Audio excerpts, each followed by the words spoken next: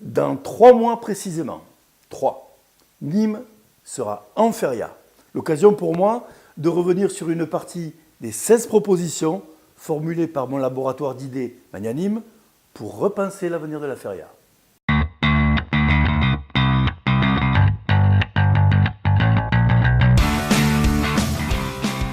Bonjour.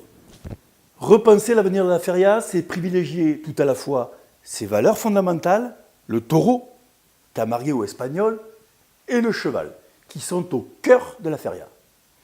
Repenser l'avenir de la feria, c'est privilégier l'économie qu'elle génère sur la ville, c'est enfin privilégier, bien sûr, les attentes du public. Mais repenser l'avenir de la feria, c'est aussi et surtout agir sur les ressorts fondamentaux du partage de notre culture et de nos traditions locales. Magnanime propose donc l'étalement de la feria sur 8 jours, du dimanche au dimanche, avec une course quotidienne seulement par jour, course libre, novillade, corrida équestre, programmée à 17h, un horaire mieux adapté assurément aux restaurateurs et limonadiers. Le temps de la fête ainsi recomposé permettra aux visiteurs de découvrir les autres charmes de notre ville, musées, galeries, commerces bien entendu, mais aussi nos traditions, abrivado, ancières, joutes et musique de rue, trop peu présentes depuis de fort nombreuses années.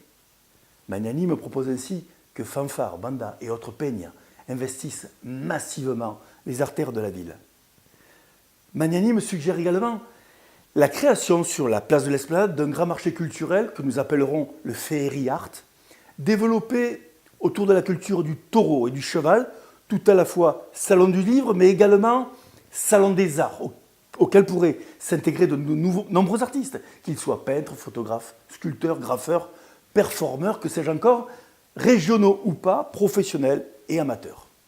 Côté culture taureau, Magnanime propose la création d'une corrida de la transmission. Jadis, souvenez-vous, l'ouverture des portes au public lors de l'entrée du 6e taureau permettait la découverte de la corrida, principe hélas rendu impossible pour d'évidentes mesures de sécurité. Souvenons-nous pourtant que l'affection de bon nombre d'entre nous est née ainsi lors de ce 6e que nous découvrions le plus souvent, assis sur les épaules d'un père aficionado.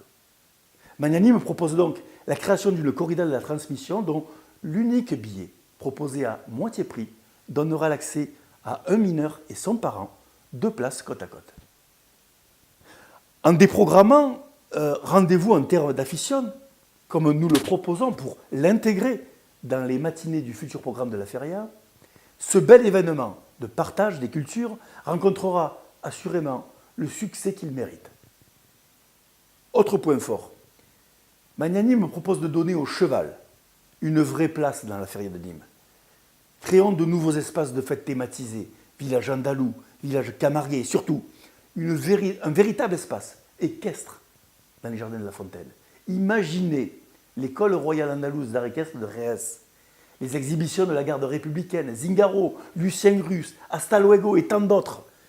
Notre territoire a la chance de pouvoir compter sur de nombreux talents en matière de dressage, des professionnels reconnus à l'international. Alors, il est impératif que la feria de Nîmes rééquilibre son offre taureau-cheval et, sans les opposer, s'engage sur la promotion de l'art équestre, du cheval en général bien sûr, et du camargue en particulier. Sans transition, confions la création de l'affiche de la feria, une affiche feria festive, à de jeunes artistes. Nîmes regorge de talents en devenir. Osons nous inspirer de l'esprit joyeux du Sud-Ouest. Magnanime propose enfin de déplacer la formule actuelle de la pégoulade au dernier dimanche de feria, clôturant ainsi 8 jours de fête. Et propose également l'instauration, le premier dimanche d'ouverture, d'une seconde pégoulade, plus traditionnelle, rituelique, axée sur 3 totems majeurs de la ville, le taureau, la romanité et le djinn. L'idée lancée par Magnanime en mai 2018 de la création d'un observatoire économique qui puisse livrer des chiffres de fréquentation précis a depuis été reprise par la Chambre de commerce et l'Office de tourisme. C'est assurément un premier pas très encourageant. Mais il sera nécessaire d'aller plus loin, bien plus loin. Demain, par exemple, la ville devra créer une délégation aux ferias, instaurer un principe de présidence unique lors des corridas, inciter par exemple à la cogestion des sonos et débits de boissons voisins. Voilà rapidement dit. Je vous laisse réfléchir là-dessus. À la semaine prochaine. Bye bye.